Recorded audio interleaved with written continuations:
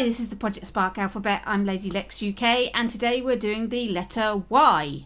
For my prop, I have chosen the Yeti Club, and for my brain tile, I've chosen the only Y tile there is, and that's yaw. And we're also going to have a look at pitch and roll. So let's start off with our prop for today, and I'm going to do something slightly different today. Because Project Spark Alphabet is coming to the end, next week will be the final episode, with us finally getting to the letter Z or Z. I'm going to start a new series which I'm going to call the Single Prop Challenge. And I've challenged myself today to show you an example of what it's going to be like. And you can take part in this particular one if you wish, though the official prop challenge doesn't start until next week. But if you want to have a little practice with the Yeti Club, then go ahead. Now what the idea is I'm going to pick a prop. The prop challenge will show you the prop at the beginning of the challenge video, and then I'm going to show all of the creations that you've all made for the previous week's prop. So this week then, the Yeti Club, here it is here. I'm just going to revolve that round so you can see it. There we go. It's a sort of a gnarly looking ice club with a hooked handle. And the idea is to try and make interesting props out of what is, in this case, a weapon. So you're going to make interesting props out of it that aren't what it is. So, for example, I've taken this, I've painted it green, sunk it into the ground, and it's made a sort of interesting looking spiky bush. And I've strung them together like this and made a hedge. Here I've turned it upside down, so I'm using the hook part of it, and I've strung a little bit of rope to it, and that's made an interesting bit of fencing. So if you don't like that pointy bit there, you can embed it straight down like that, so you just got the fence. There we go. Over in this pool I have a puffer fish. I've taken two clubs, painted them green, put them side by side like that, stuck some eyes on it, and attached it to a fish. And over here in my player, I've used the club to make some funky hair and beard. And you just attach that to the head socket. I've left the colour as it is, but you could obviously colour this to be more like hair colour if you wish. There you go, and that just goes back in there. You've got to watch out that it doesn't get into his face. There we go. So, actually lower it down a bit, I think. There we go. There is his funky hairstyle and beard. So that's the sort of thing that I'm looking for. If you want to practice with the Yeti Club for next week's video, otherwise I'll just issue the challenge next week. I haven't decided which prop I'm going to use yet, so it will be a surprise for everybody. So there is, if you want to post on the Project Spark Team Club page, the feed page. Screenshots are fine, clips are better, or you can post it on YouTube and leave a comment below showing me the link, and I can use it from there. So either way is fine. So for those of you who have Project Spark, want to take part in this challenge, there's no prizes, it's just for the fun of it, and we'll see what you'll create next week when I do my challenge video. I'm going to issue on Fridays like I do for the Project Spark Alphabet videos. So there will be two videos next week. There'll be the letter Z plus the first challenge. Okay, so hope you enjoy taking part in that. Now let's go and have a look at the brain tile for this week, which is your pitch and roll. So here I have the heart object, and I've placed your in this one. So if you just, there we go, your tile all on its own. And I've placed it with a number next to it here, modified with a number. This one is the inverted version, the invert modifier. And this one has the quickly modifier. And this one has the slowly modifier. So let's have a look and see what that does. So the important things to know about the movement tiles is that they move your object based on its forward facing vector and also its position vector, its position on the object, which is generally near the bottom. So for the heart, it is spinning with it's spinning on its point. And as you can see, if you use just the tile, it's the equivalent of turning it at a speed of 30, because there's 30 frames per second in Project Spark. So a speed of 30 is the same as just putting the tile on its own. And also you'll notice that the turn tile does exactly the same as though the turn has some slightly different modifiers to you can only modify the speed of the turn, while the turn tile can also specify an angle. So you might want to use turn if you're wanting to create this effect, because you've got a little bit more control. Invert shows you that it's spinning in the opposite direction to this. In this case, it's clockwise and anti-clockwise, but it really does depend on the orientation of your object. So you may need to experiment. The quickly option is the same as putting in the number 10 for a speed, and the slow is the same as putting in the number 2 for a speed. And I'll just show you what happens when you change the orientation of your object. When you place it in the world, it will spin in the same way as before. It's not done by world up, it's done by the forward vector and the position, and so the heart in this case is spinning like a key in a door in this instance, because I've turned the object.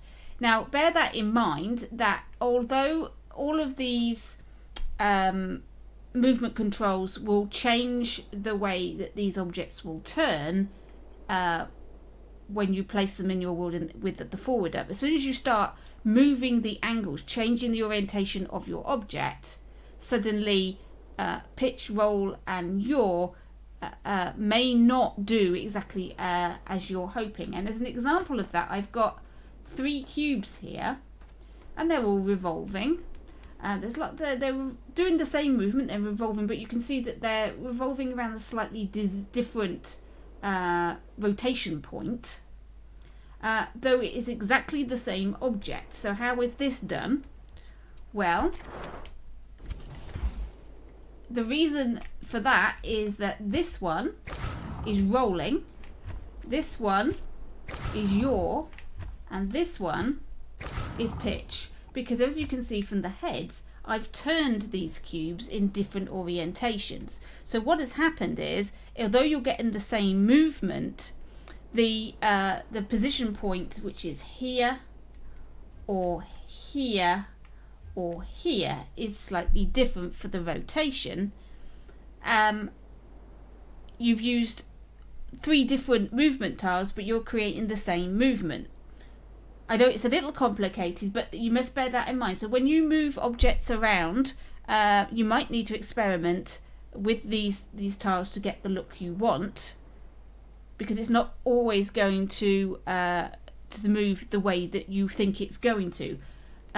It would be much better, in fact, is if they, instead of using the position tile, they'd use the center position for these objects so that they moved within their center sockets, but they don't. And therefore you get this weird movement. Now if I go back into test mode, some of these objects you can see you might want it to revolve, but you don't necessarily want it to revolve around that point, like so. Roll is a very specific one in which, because this heart is revolving around its point, it's not exactly turning, and that can be a problem if you're trying to create a wheel or something. You don't really want it to be creating this strange movement that's not really a turn. But I have managed to do it here, as you can see for this heart shape. This is turning more around its center point. Now the way you do that is you take a sphere, you put the roll in the sphere, and then you attach your object so that its center point is in the center of your sphere, and then you make the sphere invisible so you can't see it. And that way you can rotate your object exactly in the position that you want it to, because there is no way of changing the point of rotation on any of these objects using modifiers, which is a bit of a miss, I think, for Project Spark. It would have been better if we could choose the rotation point of these objects, but this is the way around it. Take a sphere like this, so where we know where the center point is of rotation is, it's in the center, and attach your object with its center point in the center point of your sphere, and that's how you do it. So bearing in mind that making things turn just using these might be problematic for you, why would you use it at all? Well, animation in Project Spark, you can create your own animations. You're not fixed with just the animations that they have given you, and the door is a case in point. Here I have a door with a key in it, and what I've done is I've created some code so that the key will actually turn. So let's have a look at that. Going to test mode. So here is my door, and as I approach I can turn my key, press B, and the key turns and the door opens. Then after a few moments the door will shut and the key turns back, so it's now locked the door again. So let's have a look at the code.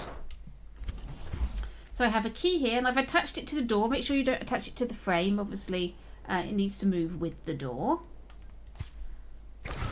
And it says once power on, so we want our key to be active at the beginning. When it has power, you can interact with it, so the little B appears, and when you interact with it, it's going to set a boolean called open door to be true. When open door is true, we're going to power off. So what this is going to do is turn the power off on the key, so you can no longer interact with that key when the door is swinging open, then that B will disappear. For 1 second, I'm going to pitch it at a speed of 2, inverted. For some reason, because I wanted it to turn clockwise, the orientation of this key meant I'd have to do an invert turn. This is something that you'll probably just have to experiment with it. Try it each way to see which way these things will turn. I mean, you might not need to use pitch, you might need roll, you might need yaw, depending on what you're using for your key. Obviously, I've used a key here, but you might have something that you've made, something that you've glued together, and just gluing objects together can change the orientation and the position point and rotation point on that object. So you may need to experiment. Right, so after the key is turned, we're then going to open the door. So we're going to say this rustic door power on. And in the door frame, it says when it has power, we're going to turn the open door boolean in that key off to false. And then after 5 seconds, we're going to power off, which will shut the door. And then we'll start the closed door boolean to be true. When closed door boolean is true, after 1 second, for a second, we're going to turn that key pitch a speed of 2. So it's the exact opposite of what it was before, because there's no invert tile there. And so that will put it back to where it was before. And when that's finished, we're going to then power on that key so you can interact with it again. And then we're going to close off our boolean and make it false. And then the door can open again when you've turned the key again. So there we are. And don't worry about the orientation of your door in relation to this key, because even if I rotate my door like so,